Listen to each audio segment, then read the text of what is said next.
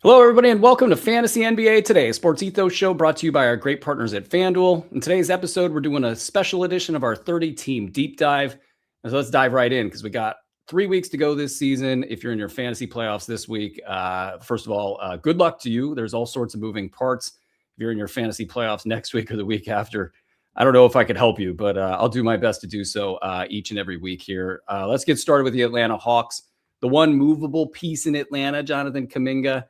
I don't think I want to talk about him too long, but he is the one question mark there in Atlanta. Is he going to pop off with some fantasy value? And I don't think we're going to look into that unless he goes on a 3 to 5 game hot streak. The only other movable piece of fantasy value before I start talking about some good news in Atlanta is Jock Landale. I think if you want to get ahead of some silly season stuff in the last week, give him a look. But mostly I just want to talk about guys like Dyson Daniels, Jalen Johnson, and Onyeka Okongwu.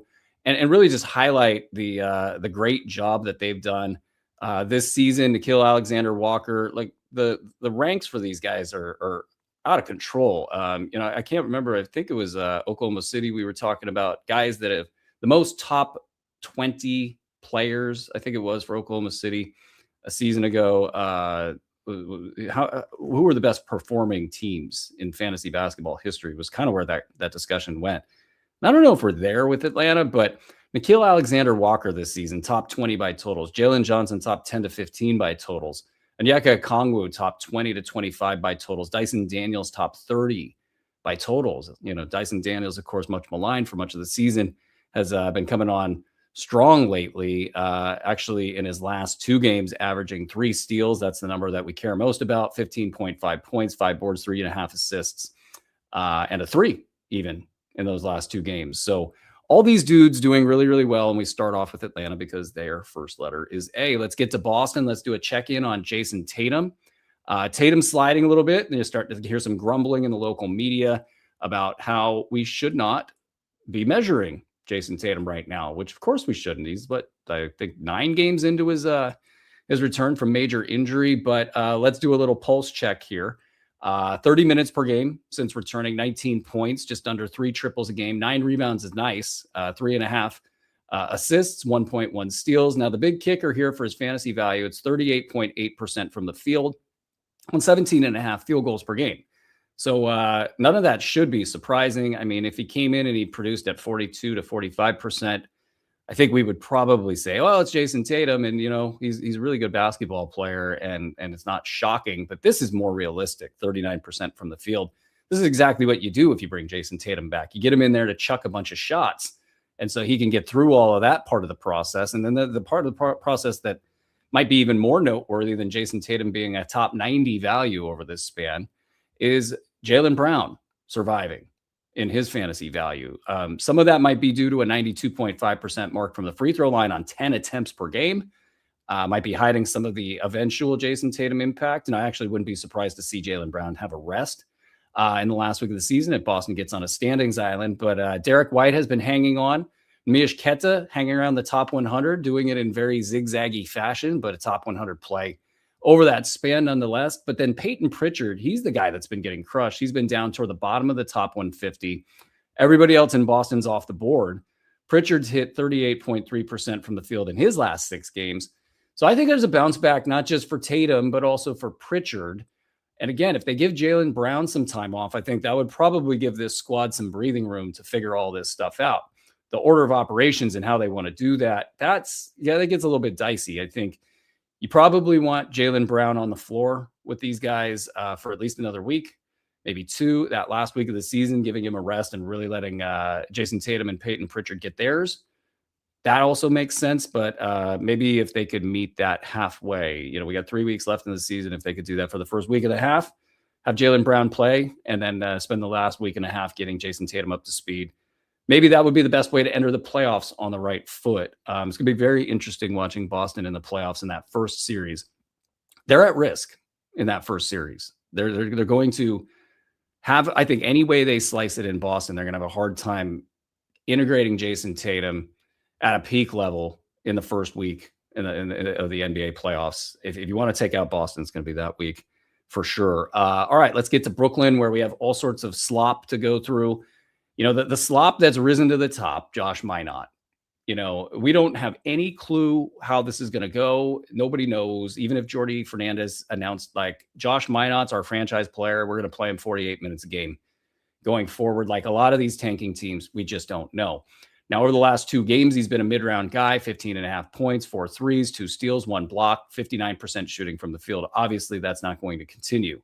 So do we add Josh Minot and then have the dip hit us in the fantasy playoffs? I definitely feel a lot better if we're looking over the next 3 weeks with Josh Minot, but he's just the only actionable play in Brooklyn. Ben Saraf, he's going to get you points, assists, and steals. He's had 14, 4, and 2.3 steals.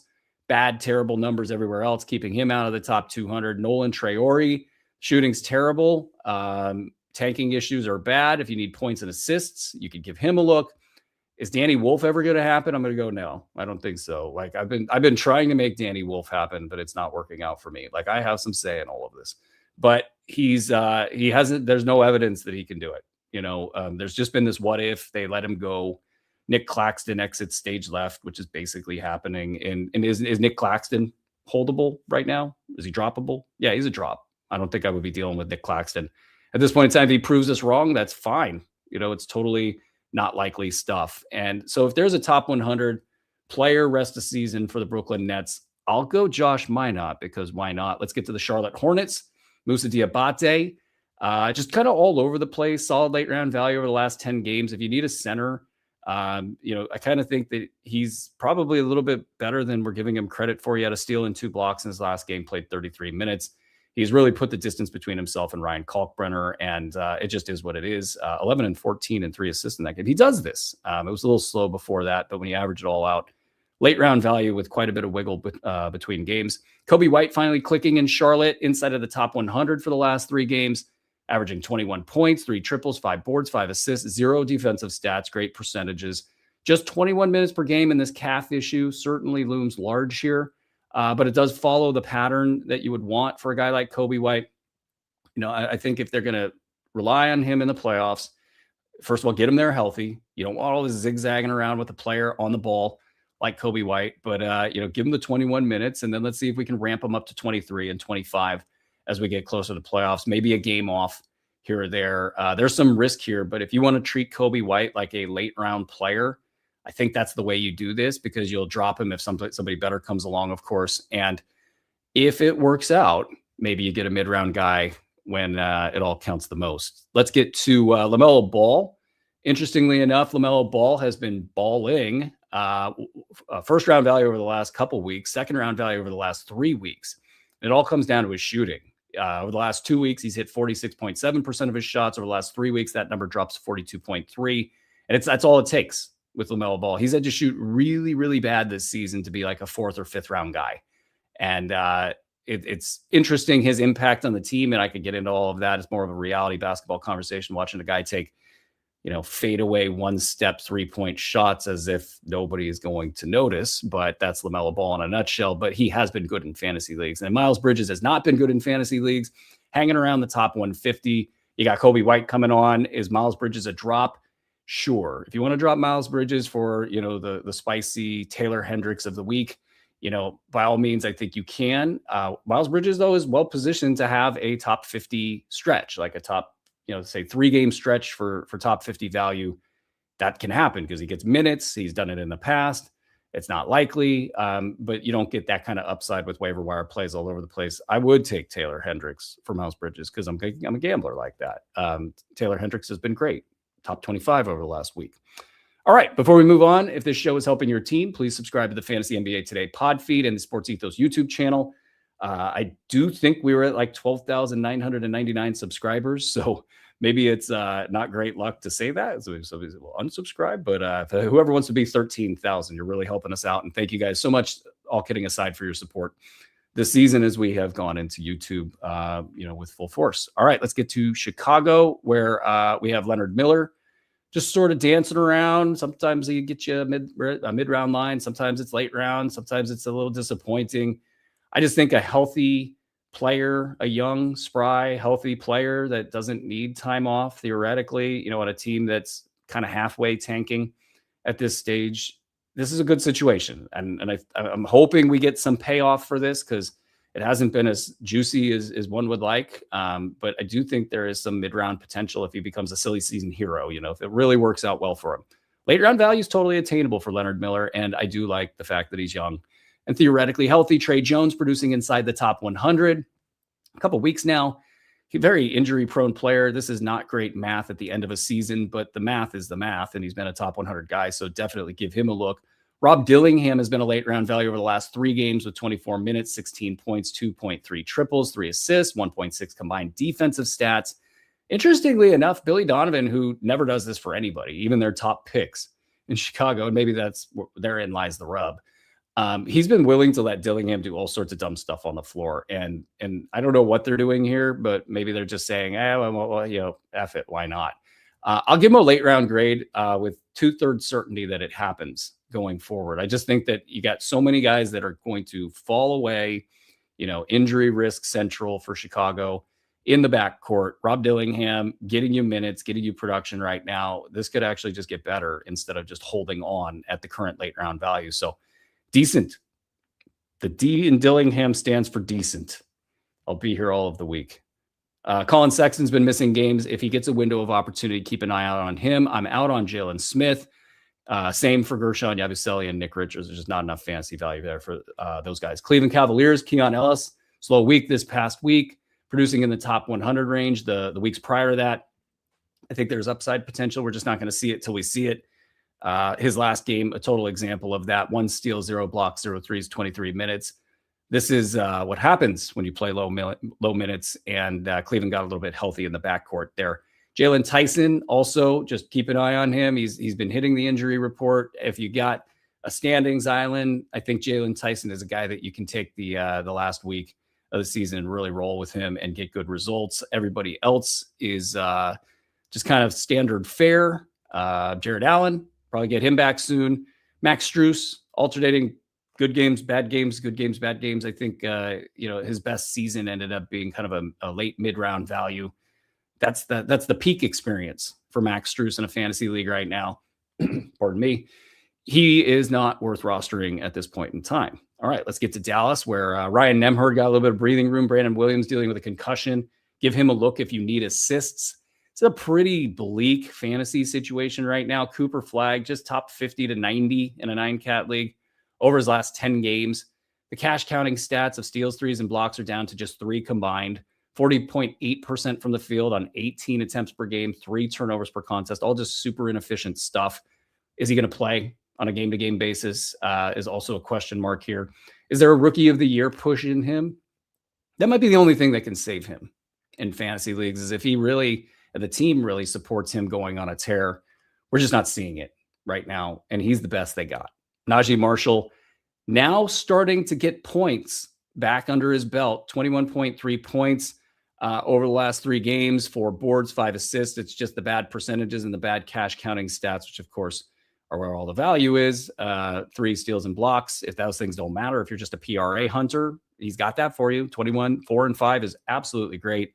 I think there is a future where all values together, he is a top 75 guy. This is just kind of what silly season dreams are made of, is Najee Marshall stuff. And let's get out of Dallas. Though I will shout out Dan Gafford's been productive when on the floor lately, but went on the floor. Let's get to Denver. We got Peyton Watson back in the mix. I think we should aim for late round value here, probably solid late round value. I mean, there's some inherent risk coming back to this squad. It's like it's a completely different squad. Christian Brown's been producing lately. He's got 2 weeks of top 50 values, hitting 58% of his shots, just like last season. I mean, maybe that ankle injury was a really big deal for him, and now he's past it. I don't like betting into Christian Brown right now. I mean, you have Peyton Watson returning. You got Aaron Gordon getting back. I mean, you got this team preparing for the playoffs. It is a lot of different variables, and it has been a bad season for Christian Brown. But I would take Peyton Watson over Brown just based on the fact that Peyton stepped into something new this season, and he has the defensive stat potential. He brings all the different potentials to the plate, I guess, and he is probably more versatile at this stage than Brown is. And I think they need to tap into that. If you're trying to get into the playoffs and they're struggling a little bit right now, I would, if I was them, lean into Peyton Watson and see what they have there, because Christian Brown's just going to do Christian Brown stuff sort of regardless. Interesting questions for them to consider. Aaron Gordon, do they want to get him on the board, get him playing well, get him some production, or they just want to simply rest him? Tim Hardaway has been playing well, but you got all these guys back. Cam Johnson's actually been a mid-round value over the last 8 games, 15 points, nearly 3 threes, almost 4 boards, 2.3 assists, 1.4 combined defensive stats, 56% shooting from the field. Normally I would poo-poo that, but he has had an efficient season in Brooklyn under his belt, so it's not like this is completely crazy for him to shoot like that. It's still, I've got zero trust factor for Cam Johnson just because of all season long of everything we've seen from him. And you have Peyton Watson getting back. So some fun stuff. I would have Peyton Watson, Brown, and then probably Hardaway, Gordon, then Cam Johnson if I had to rank those 5. All right, let's get to Detroit, where we had a big piece of news. Cade Cunningham, pneumothorax in the lung. I don't know if he'll be back for the first game of the playoffs, but they're surely going to try, I would think.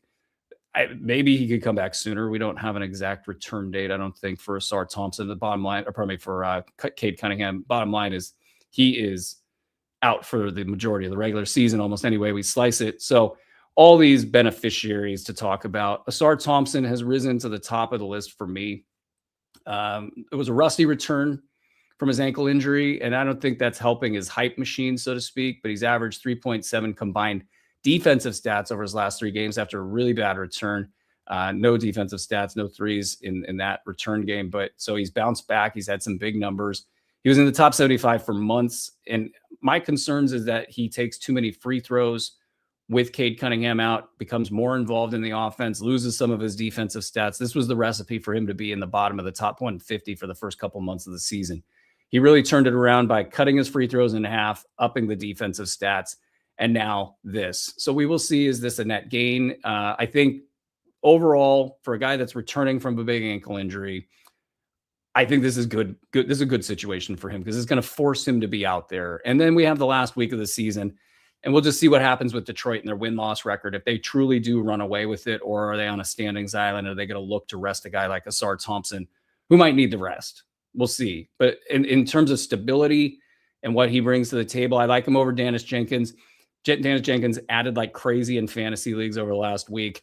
Big fab bids all over the place. Dennis Jenkins talked about on this show for a good solid month and a half after he was starting to break out. It didn't ever work out for him. When he got his deal, he started shooting the ball totally poorly. I think they screwed this up in Detroit. You got one guy who can break the paint, and that's other than Cade, and it's Dennis Jenkins.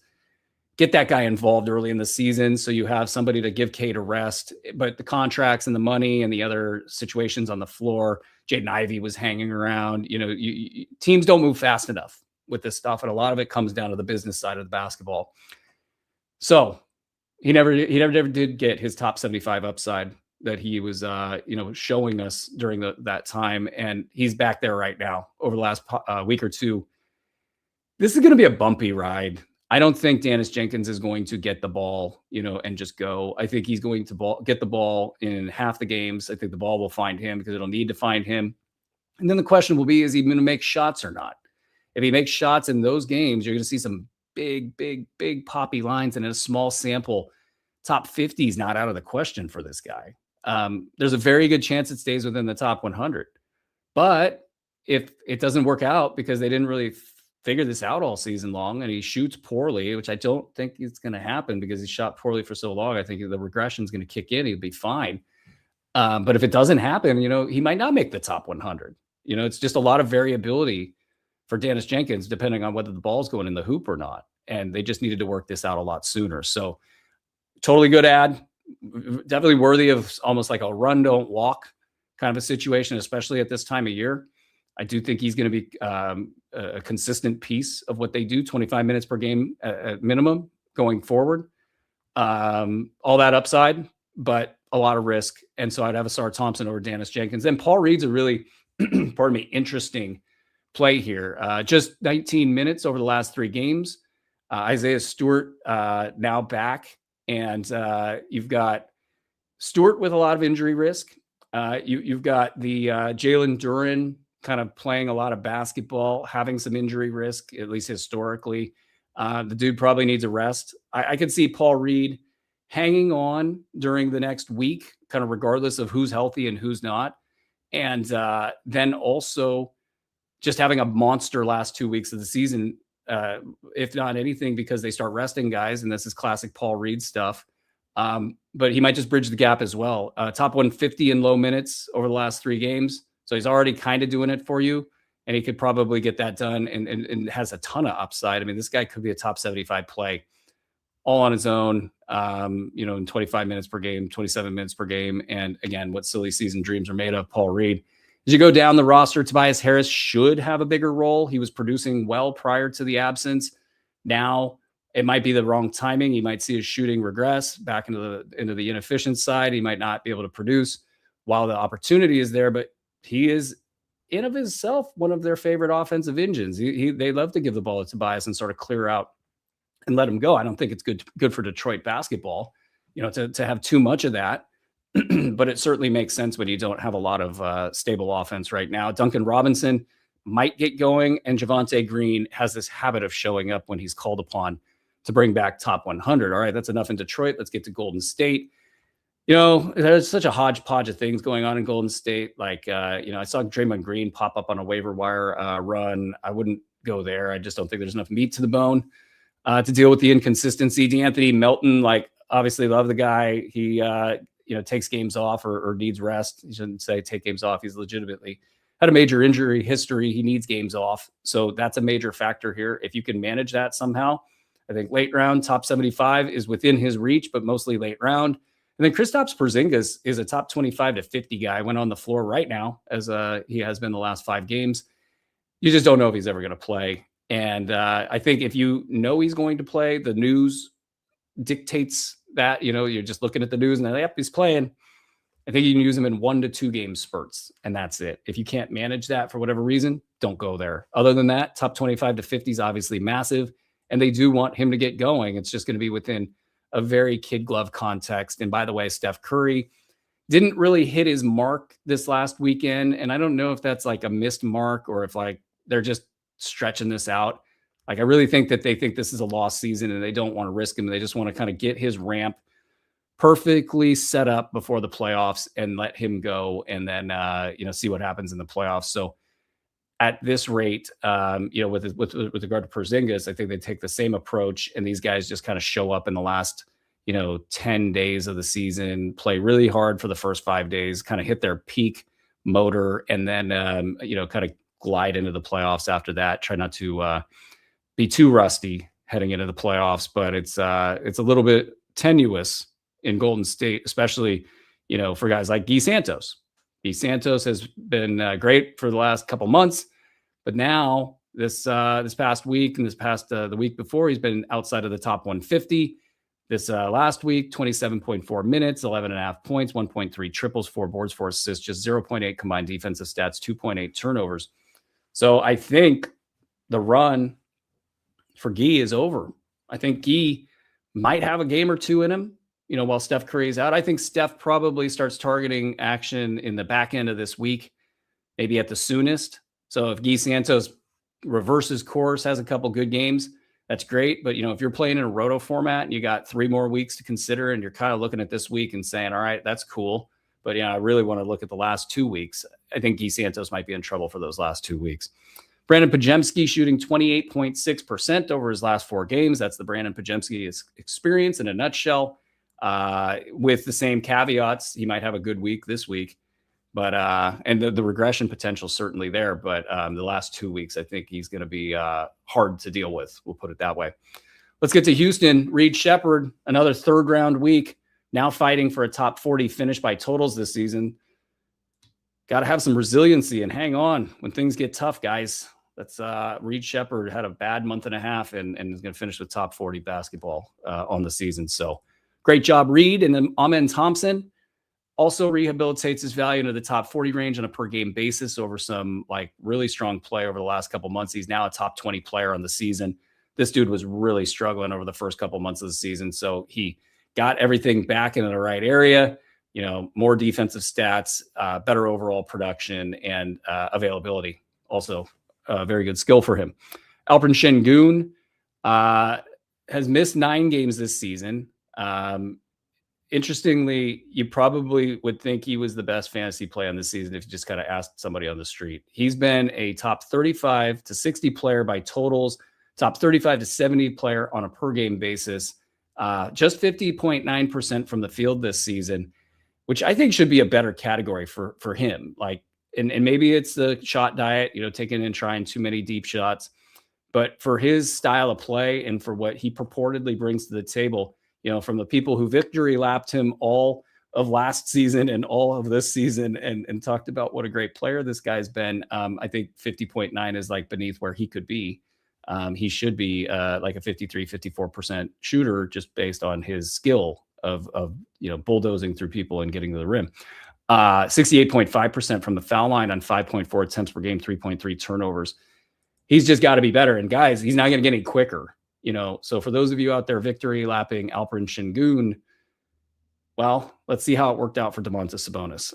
Tari Eason questions coming in, and is he worth holding? And I think the answer is no. He goes through these phases where he is a mid-round guy, but when you level it all out, he's a top 150 guy on a per game basis this season.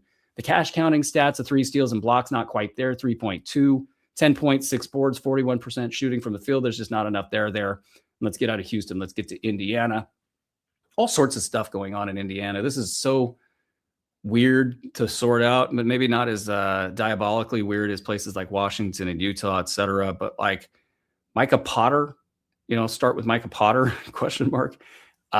He got throttled by the return of Ivica Zubac, but Zubac now out of the picture. So Potter, goes back to late round potential, maybe some mid round upside. There's a lot of percentage based stuff there. So maybe not your classic head to head guy.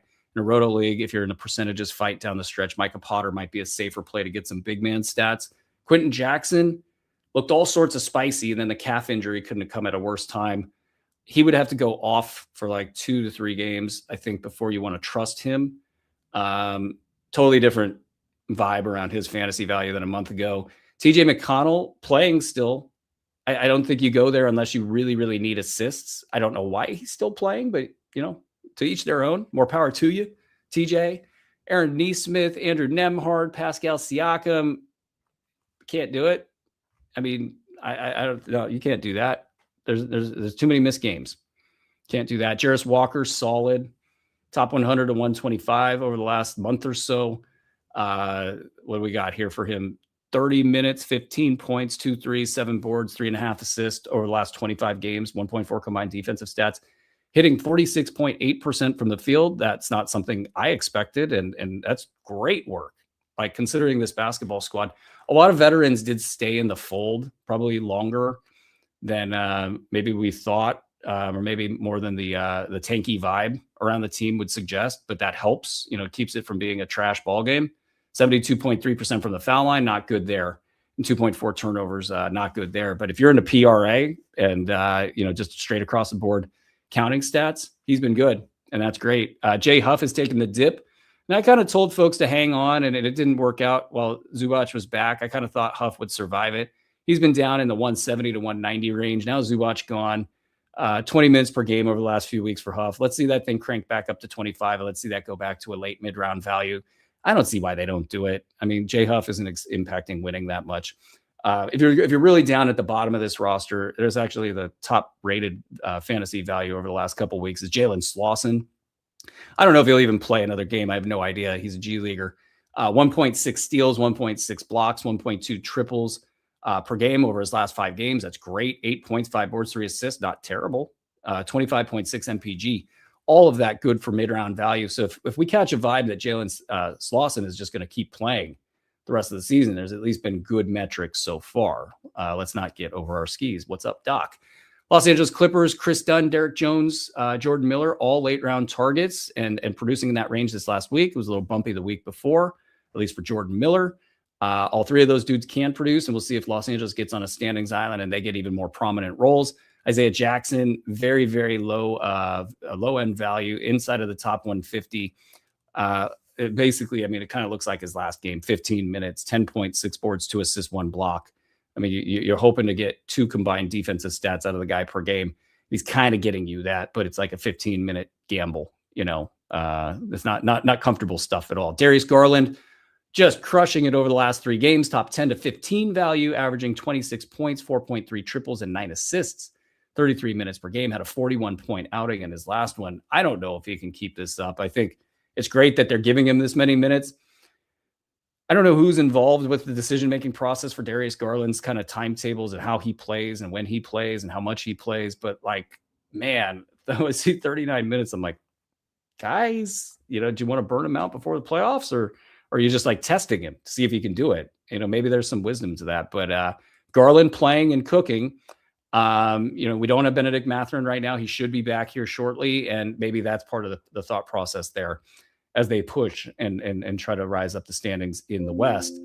We got John Collins is questionable for this game upcoming, and that's not great. He's been on the wrong side of the top 150 since returning from his injury. Maybe being deprioritized. Maybe being deprioritized as I figure out my words here. And this Kawhi Leonard-led offense was working out perfect for him. And you add Benedict Mathurin, you add Darius Garland, and it's just not perfect anymore. I do think you can move on from John Collins as we only have 3 weeks left to go. Certainly if your fantasy playoffs are this week. I don't know if you want to be dealing with questionable players who are not producing right now and situations that are kind of up in the air. But if you even have 2 weeks left after that, I don't know that I would hang on to John Collins in lieu of some of these other hot free agents. Let's get to the Los Angeles Lakers. Marcus Smart has been productive for a decent amount of time, a couple of months now, out for tonight's game. And I think consistency and age are a worry. And that's a problem, whether you're in the fantasy playoffs or if you're in a roto run, looking at his specific category needs. That's probably the best way to use him. And there might be some rationale for some of the big names to rest, but he himself is old and might need rest. So I'm not exactly excited about Marcus Smart. Luka has been a number 1 player in 9-cat over the last 7 games. So it shouldn't be surprising, but it is actually quite an accomplishment with Nikola Jokic out there. Jokic's fantasy game is just so pristine that, look at these averages from Luka. 40 points, 6 triples, 8 boards, 8 assists, 2.6 steals, 0.9 blocks, 49% from the field. The thing that kills him, and it didn't kill him in this measurement, at least in 9-cat leagues, 75% from the foul line, 10 attempts. 3.7 turnovers. But Luka is absolutely balling right now. There is some risk of a missed game. That rescission of the technical is hilarious. I'm sure Draymond Green had something to say about that. And of course there are different situations, but you just whine about it and you get rid of your technical. I know there's a big game with Detroit up ahead, but come on, anybody else who gets a game for a technical, pardon me, for their 16th technical, they just need to send this situation to the league and say, what are you going to do next? Austin Reeves, a little bit of a slower week, but generally a top 30 guy since returning from his injury. LeBron James right there with him at top 30 and dodging the injury stuff for the most part. Let's get to Memphis, where I was talking about Taylor Hendricks earlier. He went so bonkers this week. 3.3 steals, 1.5 blocks, 14 points, a triple and a half, great percentages, 25 minutes per game. There's downside here. There's downside any way we slice it. Will Memphis just arbitrarily bench him? Sure, possibly. Has he got a little bit of injury history? Yeah, he's got a lot of an injury history. It was his baseline. In Utah, he was a late round guy on heavy minutes. In Memphis, he's an early round guy in low minutes. And that's some of the tankiness of this stuff. But Hendricks, his stat set was what kind of kept him high up in the ranks for me in the Memphis Grizzlies pecking order. And now here he has just kind of cashed in on that in a really, really big way. Is there a regression for all of this great stat production? Probably. I guess where you have to throw a dart at the baseline for Taylor Hendricks is top 75. It feels right. You go top 75. You want to be pessimistic about this. You go top 75 with the injury risk, and you think that he's going to miss 2 to 3 games. You're going to get a late round player no matter what, I think, with Taylor Hendricks, unless something crazy happens. He misses multiple games for whatever reason. But this has been great. And Taylor Hendricks, when you take the stat set and the potential for him to be the only big man in the mix, Olivier Maxence Prosper can't get a rebound to save his life. It's basically Hendricks down there and Gigi Jackson when he's playing down there. And Prosper can hang around the 3-point line and do all of that stuff. But it is just, it's his show. in Memphis, and that's great. And then you got Javon Small, questionable for tonight's game, doing his best to keep things murky, but he's been one of my favorite ads. He's been a top 50 to 90 play over the last month, depending on how you measure this stuff. I believe he's got two-way eligibility for the rest of the season. I got that wrong on a show 2 weeks ago. I felt terrible about it. But Javon Small, regardless of that, he's just been awesome. And I do think that he's got a lot of skill, and I think that they should see this out. But the questionable tag makes this totally iffy. Gigi Jackson, iffy. Just showing up on the injury report at all in Memphis makes you iffy. Cam Spencer's doubtful for this game with low back soreness. Iffy. And for the Smalls and the Gigi Jacksons of the world, it's fine because they're mid-round guys. You know, if you're Cam Spencer and you're a late round or a top 125, a proverbial top 125, that's not enough to pay the bills. You can't be missing games when you're producing at that level. So Small and Gigi Jackson, I think these guys are right nestled underneath Taylor Hendricks in this mix. And hopefully Gigi can just stay on the court. If he stays on the court, the money or the production is there. And that's great. Olivier Maxence Prosper toward the bottom of the top 200 for a couple weeks now. There is bounce back potential here. And when you start to get into these small sample sizes of 2 and 3 weeks, if he has a couple good games, I mean, he's just going to be, right there for a mid-round run. He had one mid-round run for about a week and maybe two, and that's it. And that's the only thing that we've seen of any real value from him. So if your stat set needs lines with what he brings, get a little bit more aggressive here. But I don't think he's a must roster player even at this point, just based on the production. Walter Clayton, not producing at all lately, but if they do turn to him for whatever reason, I do think he's a good player, and I do think he's got a good stat set to make some noise. It's just not must roster by any stretch. It's not even go get, and I wouldn't even add him, I don't think, in a 12-team format. In a 14-team format, I'd be looking at the last week of the season, maybe the second to last week of the season as well, for this potential, hey, Walter, let's give you the ball and see what you can do. Cedric Coward missing games. The defensive stat issues killed the drill. I'm out. Ryan Rupert, I think the last week of the season might be worth a look for him. Jalen Wells had a good stretch. Then last week, the bottom fell out, and that's problematic. And it's the stat set that's the issue here. And it's too many musical chairs. If you can catch him while he's hot, that's great. But you kind of got to bet into him when the going's not good. Ty Jerome, top 60 to 70 when on the floor. Over his last 6 games, he's missed 5 of the last 11. I think you got to treat him like a late round guy. If cumulative stats mean anything to you, if you can manage the games off and you can get him on your IR and back and forth and all that, of course, the mid-round value is great. You know that when he's playing, he's going to give that to you. If I had to rank these 5 best Grizzlies rest of the season, I'd go actually Javon Small, just because I think that there's a little bit more safety there. Taylor Hendricks right behind him, and those two could be interchangeable. Gigi Jackson right next to them, maybe a cut below. Ty Jerome, a couple cuts below because of the missed games. And if you want to take a moonshot on Clayton, I'm all for it. All right, let's get to the Miami Heat. Andrew Wiggins is back, legitimate mid-round upside, even with the team healthy, and they are healthy right now. Davion Mitchell, top 100 lately, and it is a little packed right now, so maybe you treat him as a back-end 150 guy, but he's been good, and I think they do want to get him on the floor and playing minutes. He's missed some time here and there, and he's just a big piece of what they do, and he's a big piece of their success, and it's just what defense does for a team. Pelle Larsson, I think he's going to get more run as we go down the stretch here, especially when we get to the last week or two. I think some of these guys like Tyler Hero, Norm Powell, though Norm doesn't ever want to come off the court. I think they start to consider resting these guys depending on the standings, of course. And then Pelle Larsson will be a logical player along with Davion Mitchell to take the ball and run with it. Tyler Hero has been super productive, producing in the top 25 range. He's hitting 97% of his free throws in his last 8 contests on 4 attempts per game. That's just massive. 22.6 points, 3 threes, 6 boards, 5 assists, 47.4% from the field. I mean, at least after what a crap season it's been for folks who rostered him, he's been producing when it counts most. Khalil Ware been good, top 40 to 55 performer over the last 9 games, 10 and 8, 1.6 steals, 1.9 blocks, 0.6 threes. This is why you put up with all that nonsense earlier in the season. Let's go over to Milwaukee. Ousmane Dieng, really in his moment right now. The minutes are here. The fantasy value is questionable. Late round value over the last 3 games. I mean, it's spicy with 14 points, 3 threes, 3 boards. And then you get the 1.3 steals and 0.3 blocks, and you're like, maybe it's kind of okay. And then you get this eclectic stat line everywhere else, and it's like, what do we do? I think you kick logic out of the window with this guy. When the going is good, the box score gravity is there. We haven't seen that very much. Milwaukee's a great spot for this to occur.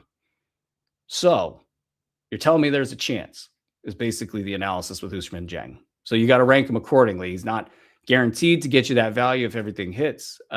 Maybe if you look for the points and the threes and maybe the rebounds, you might be looking at some of his core competencies there. But when it comes together, it's really good. Kyle Kuzma had 20 points in his last one, a block, 3 threes, 24 minutes. Questionable with a right Achilles injury, and I will never bet into Kyle Kuzma. Cam Thomas is just inside the top 400 right now in 9 category leagues. 66% from the foul line and 4 turnovers per contest to go with 10 points. He's been getting you some defensive stats, but not really. I mean, 1.5 combined. He's just not going to happen. And then Miles Turner's probably, I probably shouldn't even have wasted time on Cam Thomas, but Miles Turner is definitely somebody to talk about. He had 2 blocks, a 3, a steal in his last game to go with 7 and 3 with 0 assists. I mean, womp womp. But like top 200 over the last 3 weeks. What do you do? Is there a chance that Miles Turner is going to be good over the last 3 weeks of the season? I think the answer is no. It's possible. Anything's possible. And certainly there's not a lot in the pecking order to fight with for all of this. But we have so much data and experience with Miles Turner not being good in any situation this season. And so why would he turn it around now? And then, yeah, I just can't go there. I can't go there for you guys. I think hope and a prayer kind of a pick. If you do decide to take a chance on Miles Turner, if you need to rely on him in any capacity to be a top 100 guy or better, I think you should look elsewhere. Pete Nance might get some minutes, but he hasn't done anything with them lately. Bobby Portis has been good. He's off the injury report now. He missed a game, but otherwise producing in the top 100 range. Let's get to Minnesota. Our guy, Ayo Dosunmu, we're talking about him all the time. It didn't work out initially in Minnesota. Now Anthony Edwards is out. He got his defensive stats up to 1.5 per game, but otherwise he's going off 19 and 8 with 5.5 assists, 2.3 triples, and his trademark efficiency. He's getting 33 minutes a game. At least another week of this is going to continue. And maybe it's not early round value. I mean, that's asking a lot, but mid-round, late, definitely all in play for Ayo this upcoming week. Great stuff there. Rudy Gobert, maybe enjoying life without Ant around. He's been great in the last 4 games, 14 and 15 to go with the steal and 2.8 blocks.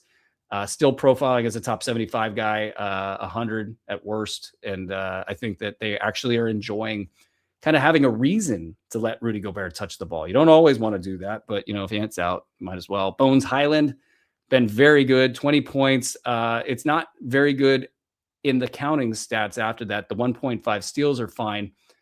These numbers being over the last week, but he's getting you points. He's getting you threes. His percentages are pristine, 52.9% from the field, 92.9% from the foul line.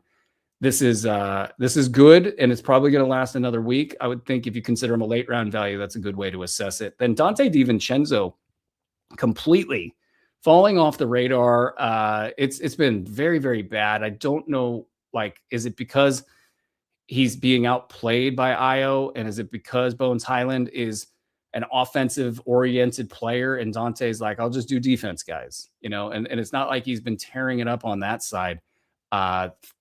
Over the last 11 games, 3.2 cash counting stats of 3 steals and blocks. So that number's down. That's not good. 35% from the field shooting. That's probably some of what I'm talking about here. He doesn't think he can make shots. We've seen Dante get in his head, and he will always back it up with some big games. And if you have Dante and you're going to keep Dante, that's your hope. He can't shoot 35% forever, plus no Ant. So you have a boom or bust play with Dante DiVincenzo. Bottom line, boom or bust play. And it's been bust quite a bit, just outside of the top 200 over his last 11 games. So you are just gambling on the regression at that point. Naz Reid, back on the floor and producing at a mid-round level. I don't see any reason why we don't just keep buying into that, especially with Anthony Edwards out. Let's get to New Orleans. Derek Queen, pretty crappy couple months. All the things that have been said about Derek Queen on this show and elsewhere. have been in play here. But what's interesting about this is he's been heading toward the top 100 despite playing just 18 minutes per game in his last 4 contests. And, it's low grade production and it's 2.0 combined defensive stats, which is kind of where this value comes from. And I think if you were to put tape over the name Derek Queen, we typically get excited about players who do this kind of production in low minutes. And then you get to the concept that New Orleans theoretically wants to look less dumb rather than more dumb about how much they paid to get Derek Queen. And right now they're running kind of the normal squad out there, plus DeJounte Murray. So in that regard, guys like Trey Murphy, they've been enjoying life. Zion Williamson enjoying life. That's got to switch at some point, right?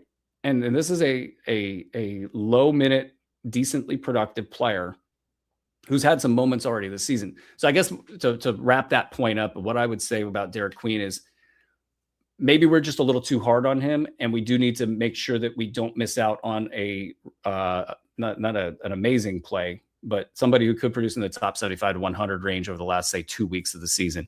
So don't get too mad at Derek Queen. Herbert Jones stealing the ball lately, 4.4 combined cash counting stats, 3 steals and blocks over the last 10 games. He's staying on the floor. It's all good enough for late round value. If you're looking at those categories specifically, Herbert Jones might be worth rostering. It's just been inconsistent this season, so I'm not over the moon for Herbert Jones. Jeremiah Fears, not yet producing.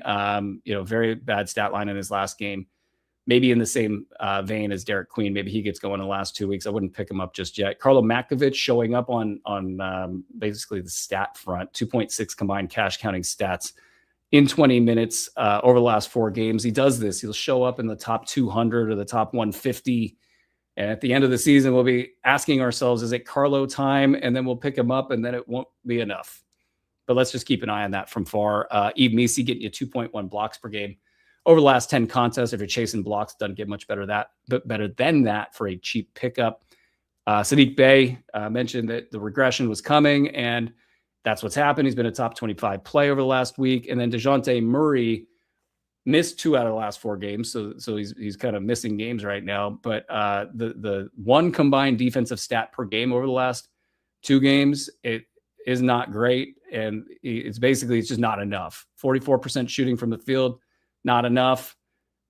Mostly what he shoots normally. But if you're only getting me 14.5 points, 10 assists, 2 triples, 3.5 boards, and just the one defensive stat, it's just not enough while you're missing games. Don't drop him. Just realize it hasn't been there. And at some point in time, you may need to drop him. If you're in a fantasy playoff situation, it might be this week. But if you're in a roto situation, it might be this week, looking at the 2 weeks ahead. He's got a lot of pop. So I think you want to try to hang on as much as possible, but just know where the numbers are at right now. Let's go to New York, where Karl-Anthony Towns has totally redeemed himself. First round value lately, and now in the back end of the first round on the season by totals. So kind of shocking, to be honest. I mean, I got Karl-Anthony Towns in like 3 different places that are important.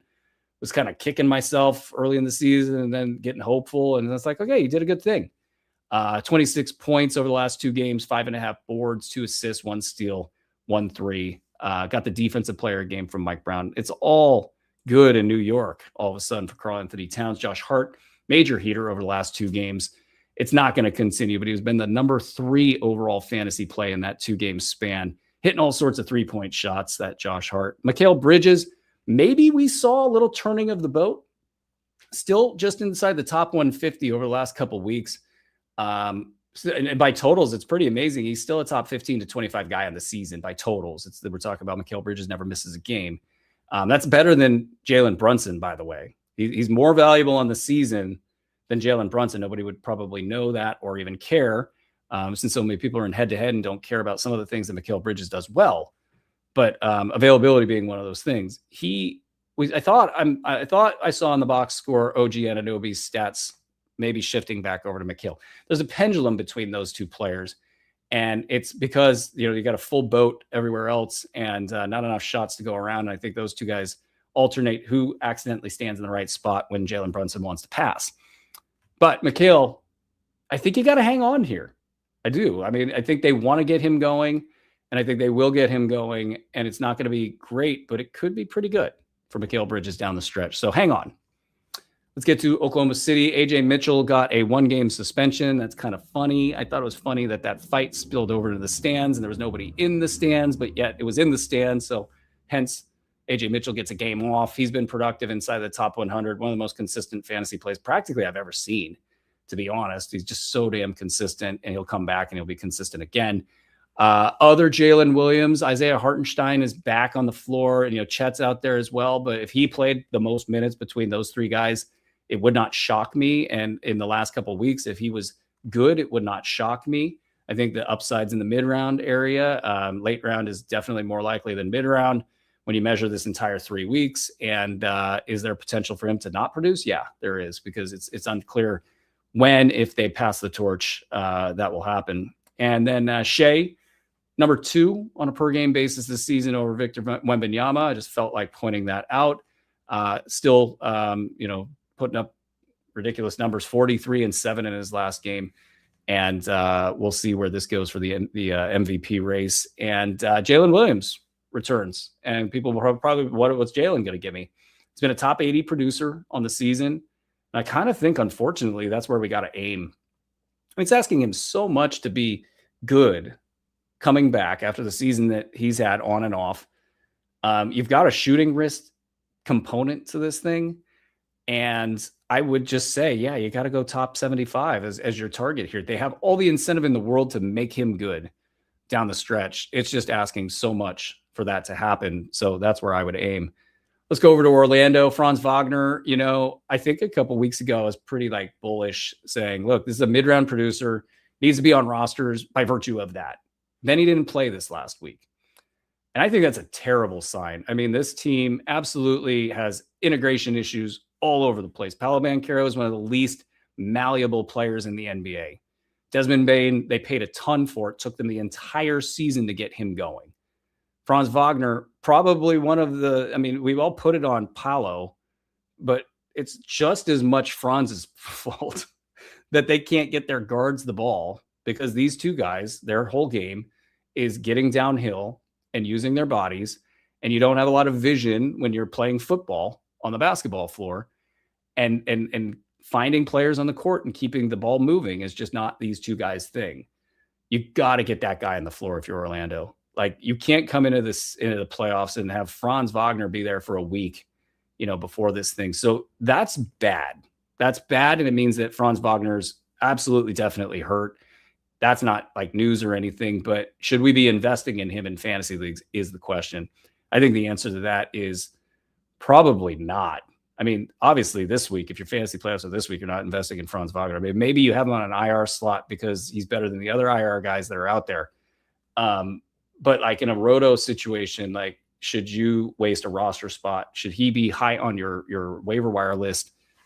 With all this going on, if the news changes, you change update our positions here. But I don't think he can come back, be a mid-round guy, play every day, because they probably want to give him a game off when he gets back. And they needed him on the floor a while back. And what I would like to see is some reporting on this. How are all these injury protocols handled in Germany? It's one thing if you didn't pay for Desmond Bane, if you didn't risk your entire future for Desmond Bane, totally different scenario. Guy wanted to play in his hometown or his home country. Players get over aggressive in their returns all the time.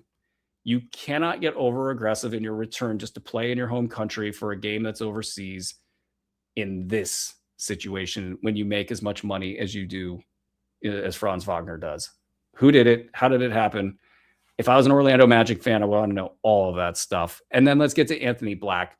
Anthony Black might have been showing signs of this ab strain in the weeks before he left, because his percentages completely fell apart in the 6 games before he exited stage left. And that's also coming back to a question of what do we do with Anthony Black?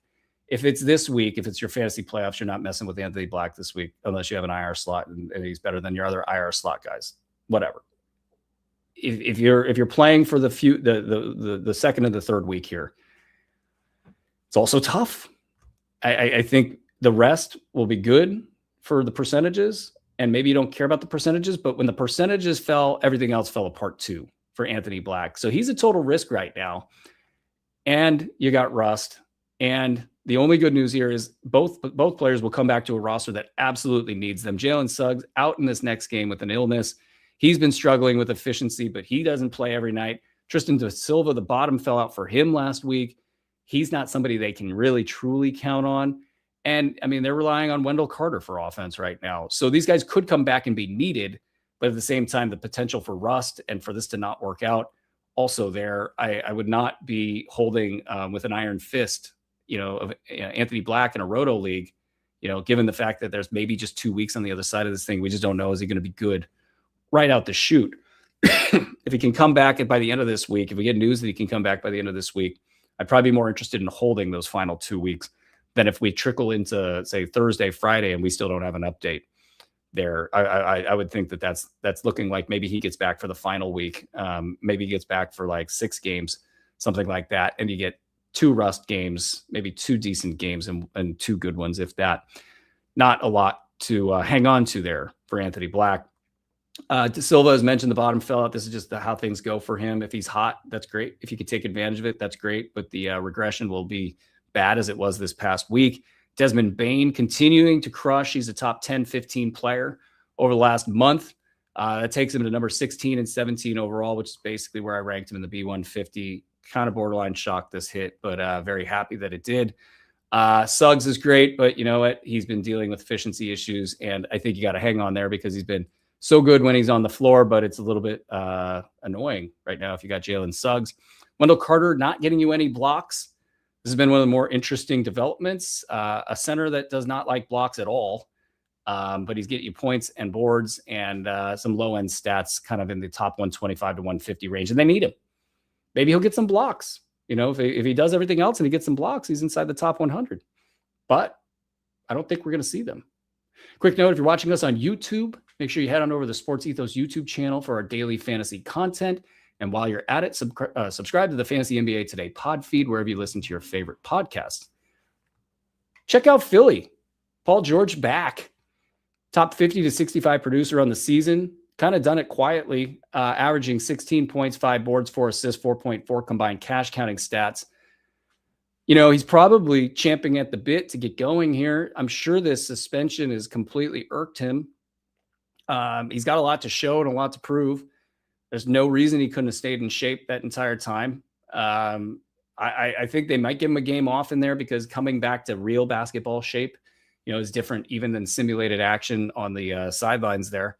So maybe there's a game off in here, and then Philly might not be going for it right now. So that kind of throws things into a little bit of flux, but this is as good as it gets. I mean, we got Paul George floating around waiver wires. He shouldn't be with this kind of production, and they need him.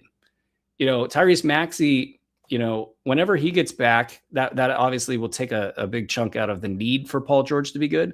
But you have no Joel Embiid. I don't know what's going on with Joel Embiid. Do you know what's going on with Joel Embiid? I think he could easily be like, well, I'm not going to push for this, and the team might be like, oh, he shouldn't push for this. Or they're like, we need him to get back on the floor for the last 5 games of the season, get into game shape at that point in time, and we'll just see what happens in the playoffs. But within all of that, you've got 2 pieces that are massive that might not be there. Paul George might be the guy. He's a run, don't walk pickup right now. Quentin Grimes has been good, but no defensive stats in the last 3 games. That keeps things messy. 25 points in his last game. And again, I think this box score is going to get weirder unless Philly starts to play more. And if those guys come back, Quentin could be in a bit of trouble. We've seen that for the middle third of the season. The first third of the season was about top 75, top 90 for Quentin Grimes. Justin Edwards finally had a bad game, but it's still been a top 50 week. All sorts of threes and defensive stats and points. He could go down the drain really quick if all these guys come back at once. But for now, he's certainly actionable. He's got a lot of pop. I wouldn't let him hit the waiver wire just yet. Dominic Barlow is on the injury report for tonight's game. Questionable. Dem Bona is getting you blocks right now. And with no Joel Embiid, it's certainly a play if you need blocks. Andre Drummond had a good week. He kind of gives you this puncher's chance. Like if it goes really well, he could be a top 50 guy. If it goes pretty well, he's a top 100 guy. And that highlights some of the value. Like this top 50 stuff, it happens because he has like a big game. He's averaging in his last 3 games, 2.3 blocks, a double-double, 3 assists. That's how he gets to the top 50. But that's not how it goes all the time. And there's also risk that he plays 7 minutes and doesn't get you anything, because that's just what happens with Andre Drummond. So give him a look if you need a big man. Campaign, now a 14 to 16 team option with guys back. Last game, pretty good. 16 points, 3 boards, 7 assists, 1 block, 3 threes. So he can get there. It's just the consistency that's not there. And then VJ Edgecombe, we mentioned he was in a shooting slump and that the shooting regression was going to kick in. He was going to get you some big lines. So he did that. 22 points, 13 boards, 4 assists, a steal, a 3, 39 minutes. Third round value this last week, hitting 47.5% from the field, 90% from the foul line. Shooting regressions, you got to figure out when they're going to hit. Phoenix Suns. Also, Iguodala barely producing in the first week or so after the Mark Williams injury. Now the defensive numbers up to 2.2 per game over his last 5 games, getting you big minutes, 32 minutes per game. Everything else is kind of iffy. It's like 10.6 boards, 5 assists. This is the good part of his sample, 64% shooting from the field. Check out the week before to see your downside. Mark Williams, if I had to guess, probably back maybe for the last 5 games of the season. Common Malwatch, almost got that right. Not good since the injury and not worth looking at. But he did hit a 3 the other night. It was fun to watch. Royce O'Neal dealing with injuries. I don't think the consistency is there. Jordan Goodwin's back on the radar. Might in the last week or two be somebody that you end up picking up this week with 2 games this week. I think you're avoiding a lot of the Suns, except for maybe Colin Gillespie. No, I don't know. It may be hard to start him right now. He's been a top 75, 85 guy lately. A couple of duds in there and some iffy games, but he's a top 35 guy in the season by totals and by far the best Phoenix Sun in fantasy hoops this season. So shout out to Colin Gillespie. We never talk about that guy here. Portland Trailblazers, Robert Williams had a really nice 3-week run. Then the defensive stats completely disappeared over the last 3 contests, just 0.7 combined. With that and all of his risk, that's really just defensive specialist territory. You can't count on him for anything else. And even that, as we just saw this last week, can be pretty risky itself. Donovan Clingan continues to be on a heater. Denny Avdia is back. Sort of like, it just depends on what you want here. He's a top 45 guy in 8 cat leagues. That's great. Top 100 guy in 9 cat leagues because he turns the ball over an insane amount. The 4 turnovers per game there, the 22.5 points, 6.5 boards, 7.6 assists, all that good stuff. It goes into those values there. So if he's not hurting you with turnovers, if he's not hurting you with the 42% from the field, he's absolutely helping you. And they probably want to keep him going at least until the final week of the season. At that point, they might give him a rest. Monty Kamara has been a little bit better, but not great. Scoot Henderson can't get it done. And what a bad, sad story. Hopefully he can get another shot, maybe somewhere else, and try to get something going. In Sacramento, first of all, Maxime Reynaud is on a tear. Top 50 production over the last 15 games, 32 minutes, 18 and 9, 2 assists. You get you 1.2 combined defensive stats. That's whatever. It's obviously not good. But 60.8% from the field, 85% from the foul line, just 1.9 turnovers. And he's doing this in really bad situations. So I'm looking at this. I get a lot of questions from Kings fans like, what do I think of Maxime Reynaud? What do I think of these other guys? Nick Clifford, Dylan Cardwell, etc. I'll put it to you this way. Reynaud, if he can, he's not going to be a good defender. Let's just get that out of the way. He's tall, though, and maybe he could take up space. Maybe he can kind of like, he's going to have to go watch Nikola Jokic, and he's not ever going to be Nikola Jokic, and there's no comparison there. But like, watch him and the way that he moves defensively and see if he can kind of mimic that a little bit. But if he can be really good offensively, like bring the skill set and know he's not ever going to be Nikola Jokic. I hate that everybody gets compared to Nikola Jokic. This guy's an all-timer, Mount Rushmore basketball player, and no, Alperen Şengün is not him, and Maxime Reynaud is not him, and whoever else is not him. But if he can shoot with this efficiency and facilitate, maybe he can be a starter at the NBA level. And that's not something I would have said before the season. And a lot of times guys that are at his level of quickness right now, fast forward 4 years and it's only going to be worse. And it's going to be a defensive nightmare. So there's a lot of excitement locally about Maxime Reynaud. From a fantasy perspective, this is a goal for the Sacramento Kings to have him produce like this. So you can expect this production more or less the rest of the way. And I don't think they want to take him off the court.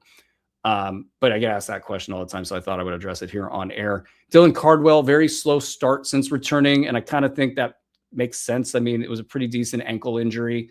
This is a guy that probably wanted to get back as fast as possible. The team probably wanted him back as fast as possible, so he's probably just working through it. Maybe could have used the extra week to get back. The interesting thing here is the 7 points, 8 boards, and 2.3 assists in 18 minutes per game over these 3 games. Normal stuff. I mean, he could improve. He could get more minutes, yada, yada, yada. But just 0.6 combined defensive stats. It doesn't feel great right now for Dylan Cardwell's fantasy value, but that is an outlier. That's not normal. And when that reverses and he's getting you those other stats and maybe the minutes come with it, I do think these 3 guys, he and Precious Achiuwa and Maxime Renaud, they can all play together. So Cardwell kind of is on pace to go back to mid-round value if those defensive stats come back, and I think they will. So it's decent mid-round potential. I would not give up if you made the ad and if he hits the waiver wire and you're looking for defensive stat categories and big man stats in general, a live wire, I think Dylan Cardwell should be on your radar. Devin Carter misses games, not productive enough, not good enough. I'm not interested. Nate Clifford, this ankle injury gives Sacramento cover if they want to further tank and they can't stop winning. Hilarious.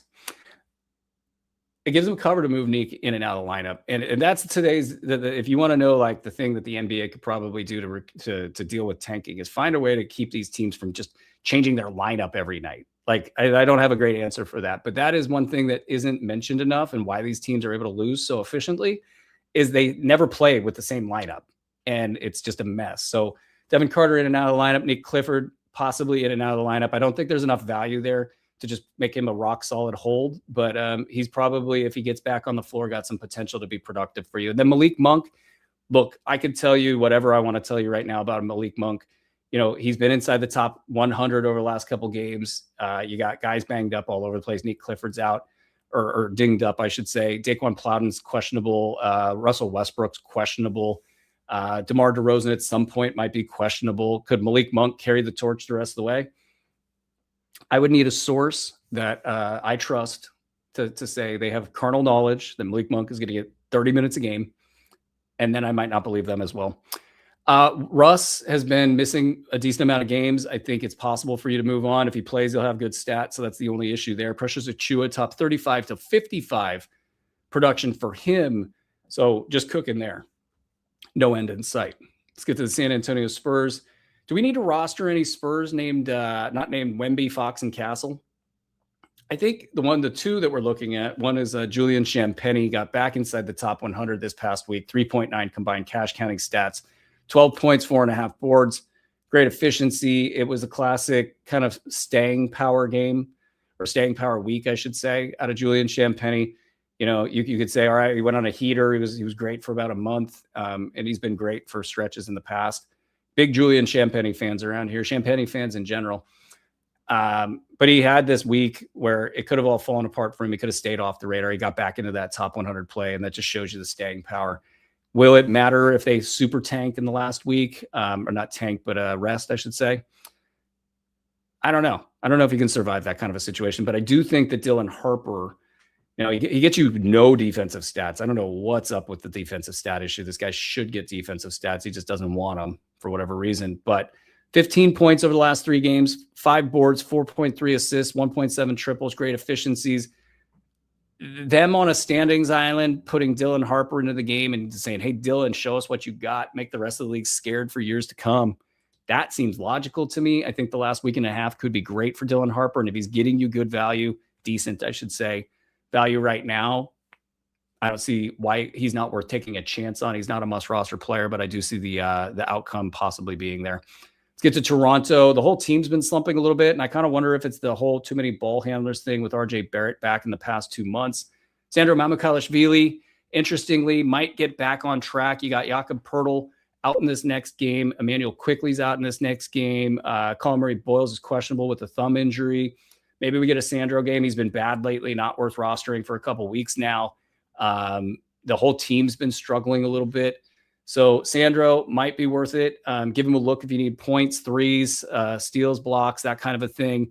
And then Jacoby Walter's been cooking a little bit. I think if you look and see Toronto end up needing to take guys off the floor for the last week to rest for the playoffs, They are in the thick of things in the East, so that doesn't seem like a likely scenario. It would be Walter and Jamal Shed that you would probably consider looking at. Neither of them are, rock solid pickups if the opportunity even presents themselves, but they would be worth a look. Let's get to something more interesting. The Utah Jazz. Said nobody anywhere. Let's start with Elijah Harkless. So I saw Elijah Harkless a couple of weeks ago, and my brain usually just kind of flips to like, do I need to watch this guy again? And the answer was yes. There was enough physicality and a physical ability there to where I was like, okay, who is this Harkless guy? Is Mo Harkless back in the league? No, that's not Mo Harkless. He played eight years ago. This is Elijah Harkless. Top 60 producer over the last 3 games. Not much prior to that. I think he's got a better stat set than Cody Williams as we measure out Cody Williams, who's now doubtful with a right shoulder injury. So all the steam in the Cody Williams train completely gone. Not that there's a lot there, but I do, if we're comparing these two, if you're looking at the Jazz, and you're like, how do I take advantage of whatever this is that they do in Utah? I go, well, Elijah's more interesting than Cody because Elijah at least can get me, some 3.8 combined cash counting stats, mostly steals and threes over the last 3 games, or probably 7 games. 7 games, 14 points, 4.3 assists, and those 3.8 combined cash counters. That works. It's a late round value, those stats. The last 3 games have been better. He's been a top 60 guy in the last 3 games. So I like Elijah over Cody. Not that that's saying much. Ace Bailey's been going nuts. A first-round player over the last 5 games. Had a huge game. The average is 21 points, almost 5 threes, almost 5 boards, 2.6 assists, 2.6 combined defensive stats. This is when you watch the video of Ace Bailey, like the strengths portion of the video, this is what you saw. And hopefully Utah can keep it up and keep him on the floor. Dealt with a concussion issue. Just keep him on the floor. Let's see what he can do. It's interesting that Kyle Filipowski had a slow week. He hit 36.7% from the field, 77% from the foul line. It could have been like 2 things kind of playing into each other with that stat shift. You're not going anywhere from Kyle Filipowski. He's been a top 40 guy for a very long time, a top 50, 60 guy for the last couple of months. You're not moving off of Kyle Filipowski. The bounce back is probably on the way. But it is interesting. If there was a time to slow him down, if you're Utah, might be right now. I mean, why not? You can play Kennedy Chandler 37 minutes as they did the other night. 19 points, 2 triples, 5 boards, 4 assists, 1 steal. That Kennedy Chandler. I know nothing about Kennedy Chandler. I know nothing about Oscar Sabeway, guessing. He only played 11 minutes. John Conchar, 25 minutes in Utah the other day. Got your classic 5 rebounds, 1 steal, 1 block out of old Johnny Conchar. And I think that's it in Utah. Question mark. Let's get to an equally fun one in Washington. Bilal Coulibaly. My God. Top 30 value over the last 2 weeks, 6 games. He missed a couple, but 18 points, 4.7 combined cash counters. This is the Bilal Coulibaly experience we've all been wanting all these years. Here it is finally. Last season, in the early part of the season, you saw Washington try to make Bilal Coulibaly like a lead guy. And it feels like maybe they're trying this again, many, many moons ago or many moons later. The thing is if you told me, if you told me what the future was, you told me that he was going to have these stats, I still wouldn't trust it. There's just too much outlier territory here. Will he just be ruled out of a game because of whatever? Sure. Yeah, totally. Same thing with Jameer Watkins. He's brought back 3.6 combined defensive stats over the last 5 games. 24 minutes per game. I love the player. I think he's super interesting. Just these athletic players that also can play basketball. I want to see him on the floor. Washington could torpedo this. Bub Carrington gets tons of minutes, doesn't produce well. He could get kicked off the floor. He's been getting 30 minutes per game over the last 5 games, still barely inside the top 200, the total Bub Carrington experience in a nutshell. I wish they would please just let Bub Carrington learn the game the right way. There's a good player in there, but you let him go kick the ball around the yard. That's not going to be good for anybody. Trey Johnson, total bummer of a season. No trust there. Julian Reese, when he plays, he's got some spunk, but he's only played like once in the last 5 games. Will Riley gets minutes, but everything else is a question mark there. Tristan Vukcevic, not really getting minutes and kind of producing with the minutes that he's getting. It's just maybe there's a real injury there. Maybe it's not. I don't know what the hell they're doing with Tristan. He's a good player. Probably will be valuable next season. Justin Champagnie, suspended, but if he gets a game, he'll be plenty productive if they let him play. That's going to do it for this episode of Fantasy NBA today. Big thanks to Andre, our fantasy basketball team, Doc, Mike, Keston, Mark, Tim, William, Pedro, Yoel, John Paul, Anthony, many more. Shout out to the tech team. You guys are doing amazing things. Thank you so much. And a big thank you to all of our listeners. This is the big push. We're going to try to win it this week. We're going to try to win it all. We'll be here for you guys every step of the way. From all of us here at Sports Ethos, thank you guys for tagging along for the ride. William Harris will deliver the big box score breakdown later tonight. Doc is back tomorrow morning. This has been Fantasy NBA Today, presented by FanDuel.